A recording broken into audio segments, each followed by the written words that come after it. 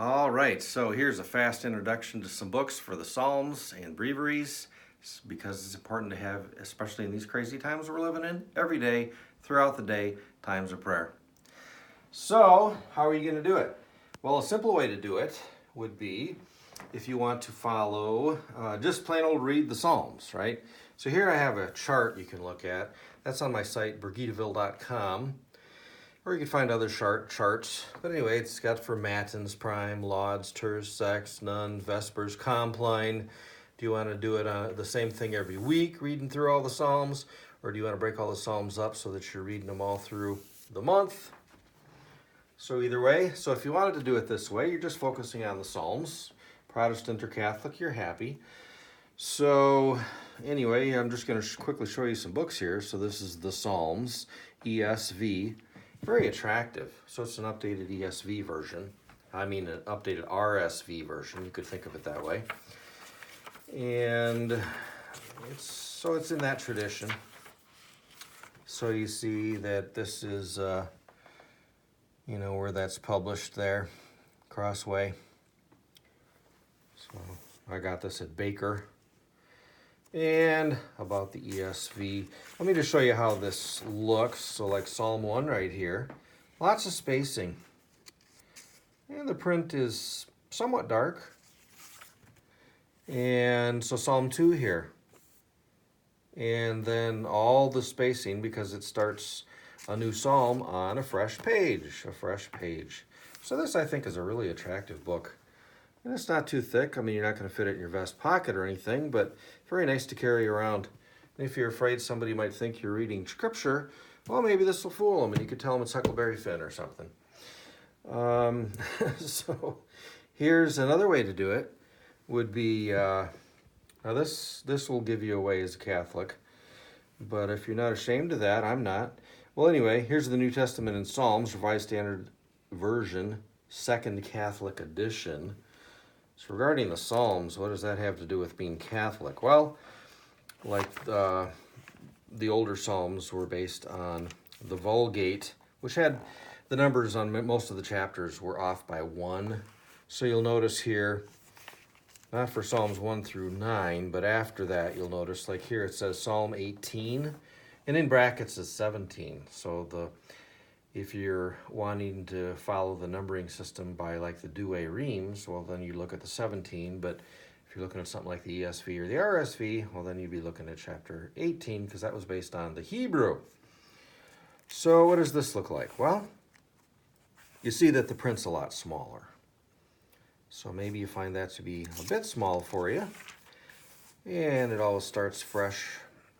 I mean, it does not start fresh on each page, it just runs continuous. You don't have many notes, a little bit of references.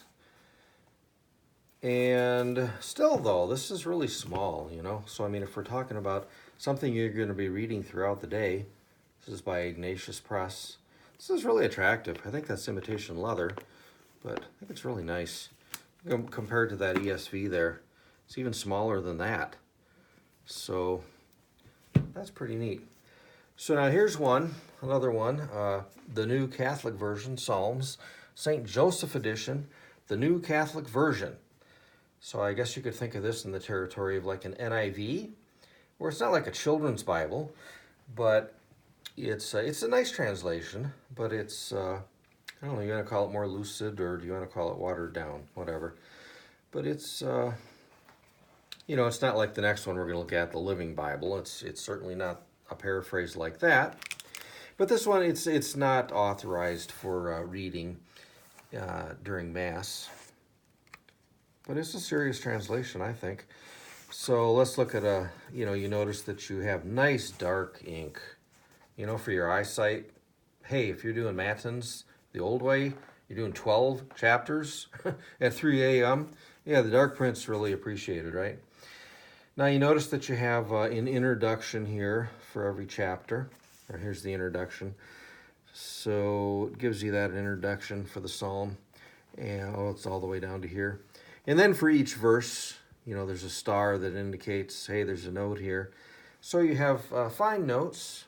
Some of them I found to be helpful. A lot of them kind of basic. But maybe that distracts you, maybe it doesn't. You know, having all these notes here, maybe you just can't resist reading them, and you find then it breaks up the flow of your reading the Psalms as prayer.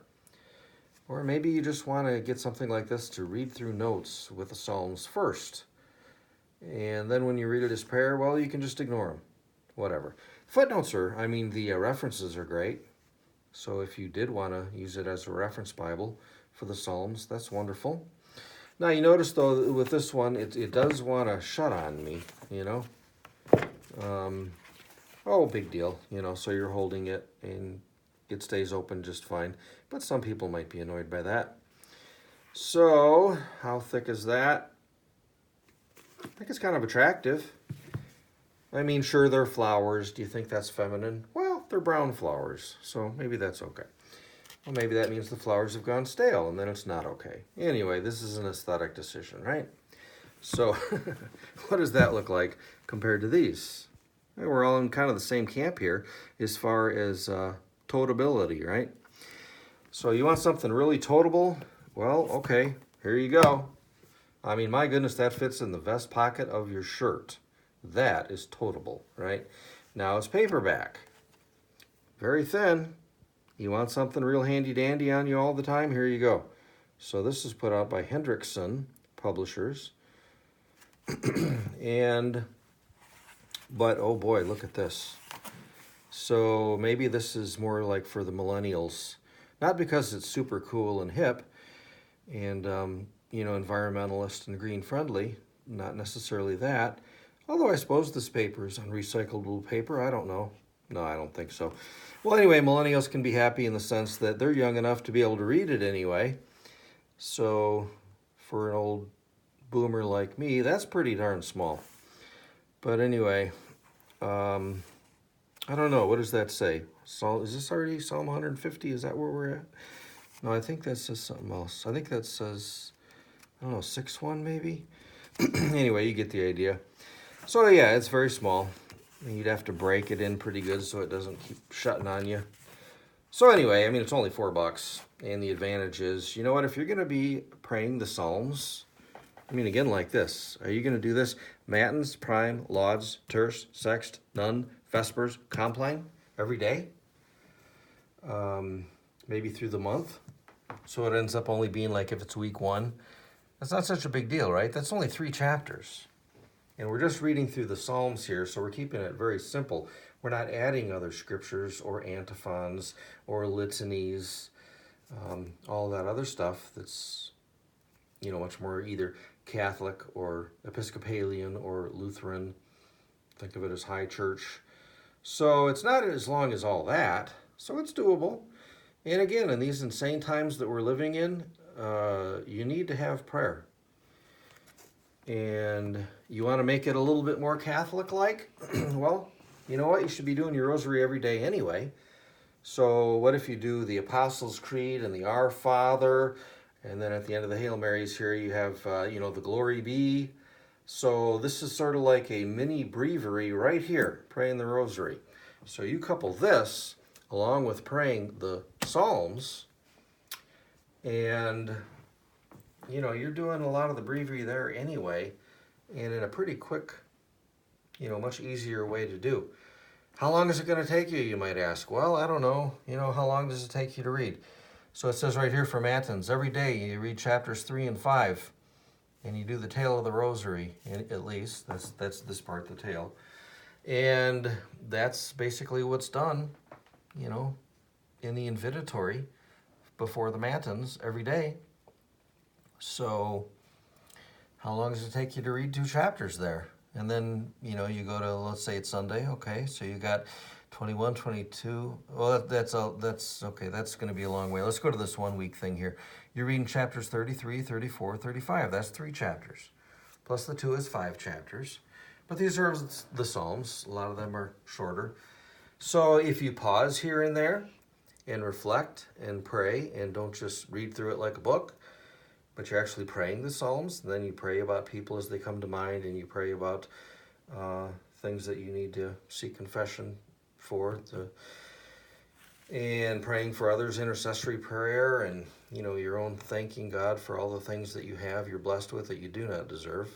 At least I don't deserve them. Then, yeah, I mean, heck, maybe one time you're going to pray it and it's going to be 45 minutes, and another time you pray that office, it might be 10 minutes. So it kind of depends on how you pray it.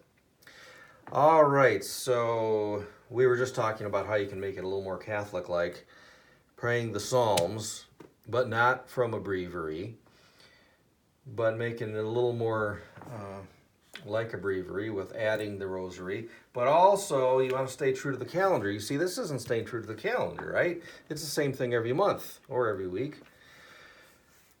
But if you're looking at a missal, so here's a missal, St. Joseph's Weekly Missal, Complete Edition. This is for Pentecost to Advent. And, you know, this is attractive. See how this looks? Well, it's got the red ink. So this explains, you know, so much. Well, anyway, let's take a look here. So if we're in Monday of the 12th week of year 2, there's a calendar that'll show you where you should be at. So here's the first reading. So that was from 2 Kings 17. And then you have a responsorial psalm. And then it tells you, hey, you're going to read the gospel. That's going to be Matthew 7, verses 1 through 5. So it puts you in touch with the church's calendar. So now if you wanted a different missal, one before Vatican II, well, you could look here at the 1962 version, the Roman Missal. So this is very attractive looking. This is by Baronius Press. There are others, but real nice. So again, you're looking in, well, let's say we're looking here at, let's not look at Lent, that's kind of depressing. No, not really. So the season of Advent. So the third Sunday of Advent. Now this isn't just for Sundays, this also has the daily readings in there. And so you're in touch with who's the saint of the day also. But anyway, you know, you have an introit and a collect and epistle and a gradual, and then you have the gospel, St. John chapter 1 there. And then I don't read beyond that. I don't read the offertory and the secret and the communion and all that. So anyway, that's a beautiful book. So whichever missal you choose, if you're doing the missal and the rosary, along with just reading the Psalms, you know, by this calendar, weekly or monthly, then you are in touch with the church's calendar anyway and feeling like you're praying as a good Catholic. And if you're not a good Catholic, well, you should become one. So, all right. Anyway, no, Protestant or Catholic, either way, one body, right? So as a Catholic, I agree with the Catechism of the Catholic Church that my Protestant or evangelical brothers and sisters, charismatics, hey, I went to Christ for the Nations, I was contingently licensed with the Assemblies of God, and went to church, you know, CMA, Christian Missionary Alliance, and went to the Grand Rapids Baptist Seminary. And so anyway, all of that stuff, do I appreciate it? Did I learn a lot from it? Absolutely. So anyway, the Catechism calls them separated brethren. So if you're a separated brethren, well, why don't you just become Catholic, and then we can have a deeper fellowship, get into the truly full gospel. Okay, I hope I haven't offended anybody, but maybe so. All right, so here's praying the Psalms, drawing near to God, to the heart of God. So, really nice, right? Except this is by Patterson here. So this is the Patterson. So this is by Tyndale, Momentum. And what else does it say here? Anything you glean off of here that you want if you want to order this one. Anyway, this is the, I believe this is the New Living Translation. So this one really, I want to give this to my grandson. I would recommend this for children. Now there's a lot of people who want a much simpler translation too, who are not children. That's fine. But I wouldn't really like this for myself. But you notice that he also gives fine comments here. He's a Calvinist, and we love him anyway. So here's here's Psalm 2. My wife is holding the camera, so she's egging me on. She's making me laugh because she keeps trying to laugh. But she's very shy, so she doesn't want to be noticed, so she's trying not to laugh very loud. All right, so anyway, so here's Psalms 2. I guess the printing is dark enough. But then it gives comments in here. And they're very pietistic-like, spiritually encouraging type comments. That, there's a page of it, another page of it, another page of it, almost. So this is something like for my grandson, I'd just say, hey, read one chapter a day. Great way to get started into the habit of praying the Psalms. So, anyway, there's the back. Finally, so here is the King James Version. So this, of course, would be something you might like. It's inexpensive. And it is paperback. I went and stuck my little plan right there. Big enough to do that. I'd stick it into each of my Psalms books. Handy in my pickup truck or the car or whatever. So here's Psalms 1. So it's, each verse is separate though.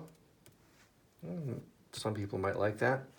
I think of this as something that lends itself nicely to if you have a book, you're reading through the Psalms, and this month you really want to highlight stuff, underline stuff, put check marks. My mom used to put lots of hearts and, girly comments. I wouldn't make them girly though. But anyway, you have plenty of room to make comments in there if you want to. So it's inexpensive. You don't feel bad about writing on this and marking it up. Write. If you're good at drawing, my mom drew good butterflies, or there'd be all kinds of colorful things in here with different color markers. So you can have fun with this one and sort of think of it as a coloring book. So that's another option. Okay, but let's say that you do want to be reading the Psalms every day, but you're a Catholic, and so you don't want the light version. Kind of like the idea of, do you want to go to the Mass where a lot of it is in Latin, where it's very solemn, where there's Gregorian chant, where people during most of it are lined up to go to confession? Or, do you want to go to it where, oftentimes they'll have, what do I say? Somebody brings up some hymn that sounds like it's out of a Baptist hymnal from the 19th century, and everybody's opening up to that page number and singing it while they're walking up, dropping in money into the plate, while if you notice something's going on back there with the priest, or maybe he's the janitor, you're not sure, but he's actually doing something with putting the communion together. And then after you get back in your pews, after singing that corny hymn, then you're told to open up to another page number, which you do, and I guess you need to be marching up there with your hymn book so that you can sing the lyrics. And then before you receive the communion, it's a little awkward, but you can get good at it. Like if you have the hymn book in one hand, and then you put out your hand and you just grab that Eucharist when it's offered to you and stick it in your mouth, and or eat it when you get back to your chair. Whatever works for you.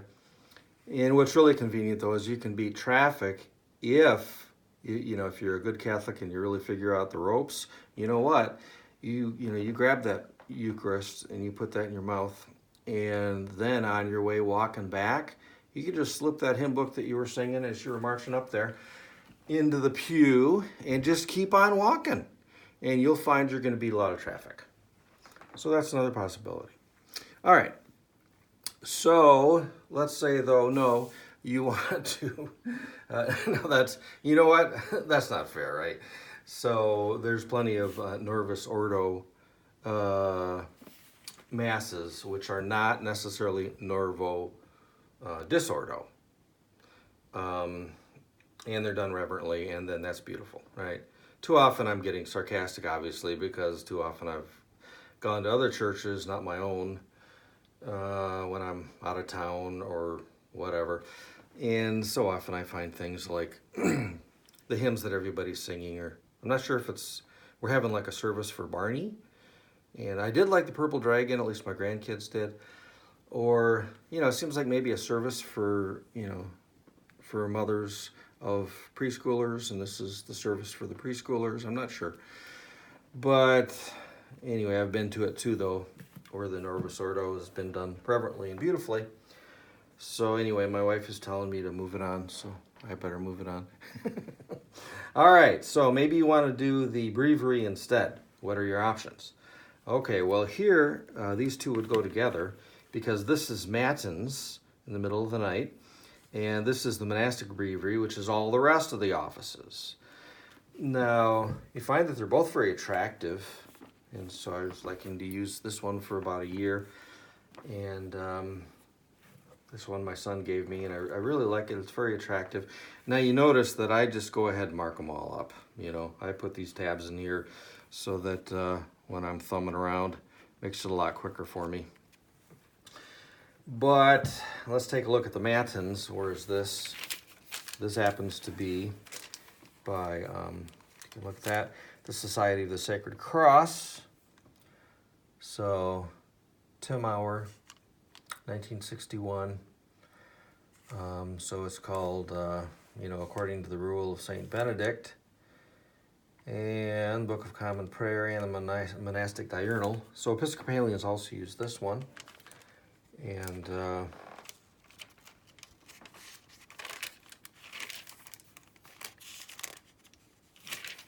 I guess that's enough information in case you wanted to order it.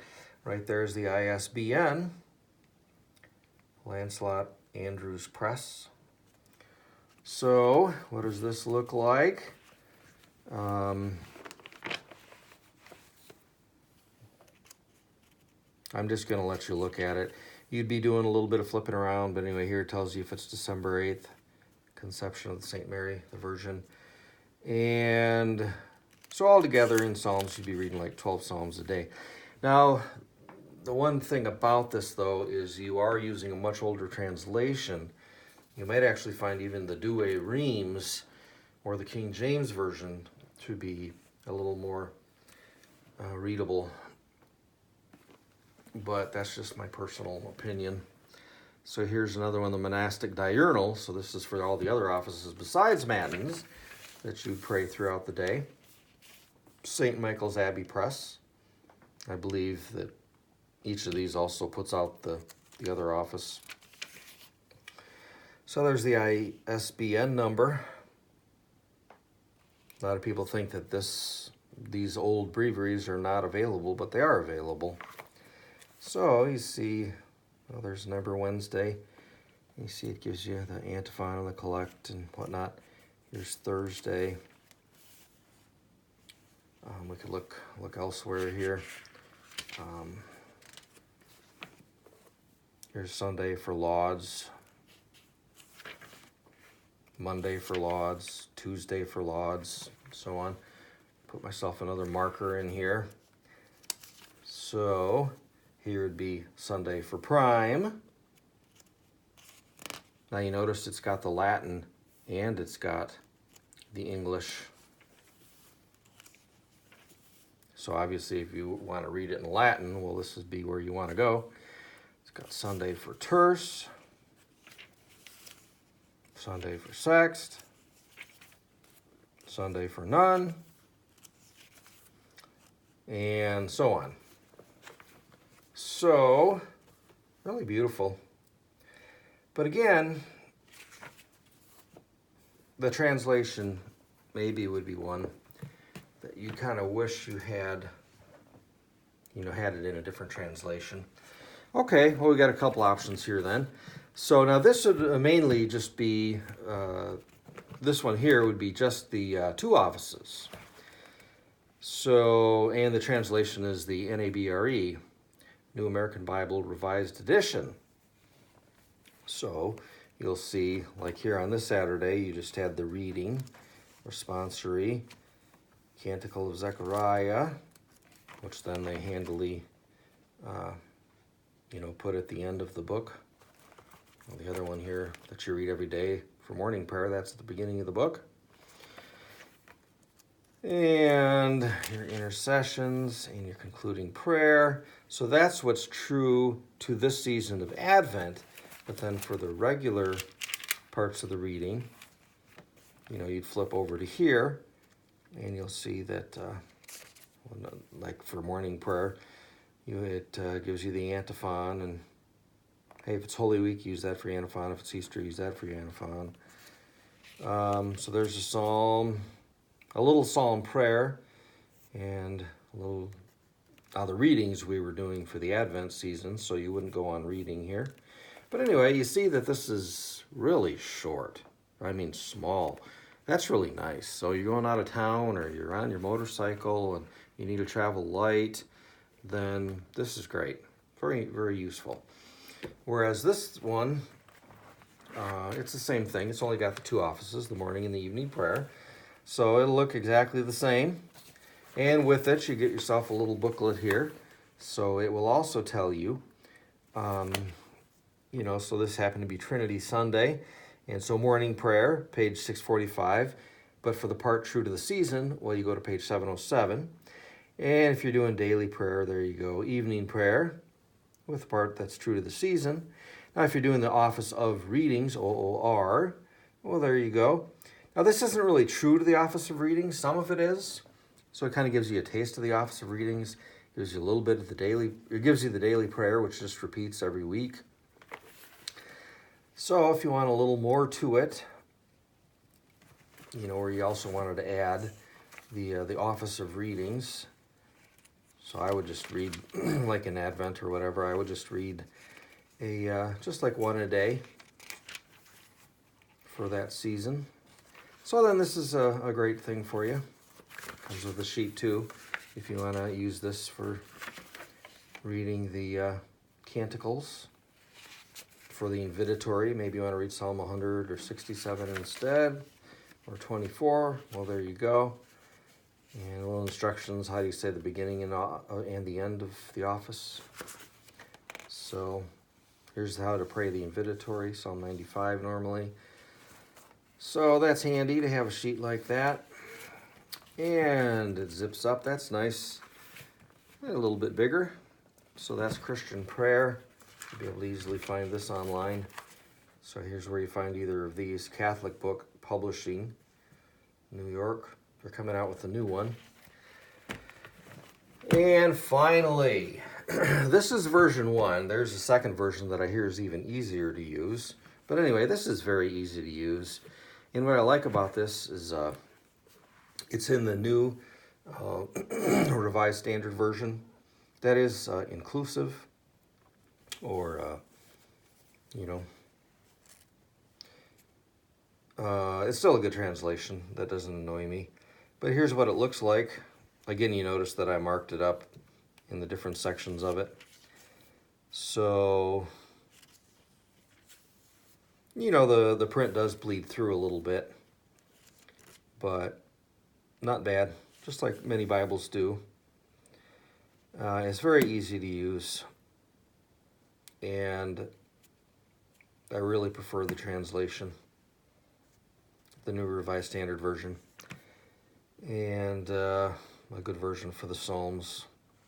So actually, this is what I'm sticking with. I thought what I'd want to do is just read through the Psalms every day. That's why I came up with my little sheet here, right? Just read through the Psalms, keeps it simple, no flipping. But you know what? Stay in touch with the season by reading the Missal, by praying the Rosary. But anyway, I found that it's easy to just read through the Psalms. Whereas when I have a prayer book like this, and it has the litanies and the antiphons true to the season, and extra readings for the saint of the day, and all that, it really, right here, puts me in touch with the calendar of the church, and to me, makes it much more prayerful. So this is my choice right here. At least for now, you know what? It's good to change things up a little bit and keep your prayer life active. Have yourself a candle. Blessed. You buy a box of 24 of those. have yourself some, a Eucharist or a crucifix. And if you have a problem with Mary as the Mother of God, simple little syllogism for you. Jesus is God, Mary is Jesus' mother, so Mary is the Mother of God. But anyway, give her due honor. No, that's not worshiping her, as that old craziness goes from 500 years ago. It's just, asking, hey, Mom, will you pray for me? Thank you. I respect you. And that's about all I have to say. Hope this helps you in your selection of whatever book you might pray through.